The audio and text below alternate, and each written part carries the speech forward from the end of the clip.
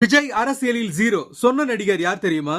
தமிழக வெற்றி கழக தலைவர் விஜயோட என்ட்ரிக்கு பிறகு தமிழக அரசியல்ல மிகப்பெரிய ட்விஸ்ட் அண்ட் டர்ன்ஸ் ஏற்பட்டிருக்கு. திராவிட கட்சிகள் அவங்க ஸ்டைல்ல அரசியல் பண்ணிட்டு இருக்கும்போது சிறுபான்மையினரை குறி வச்சு விஜயோட என்ட்ரி அமைஞ்சிருக்கிறதால வாக்குகள் பிரியக்கூடிய அபாயமும் ஏற்பட்டிருக்கு.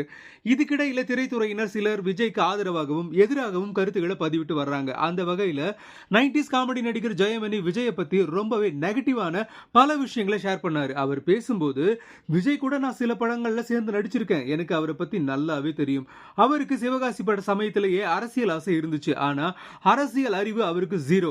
இப்ப எப்படின்னு தெரியல. எழுதி கொடுத்ததை பேசிட்டு இருக்காரு. அவர் வின் பண்ணணும்னு ஆசைதான், ஆனா அவரை யாரோ தப்பா வழி நடத்துறாங்க.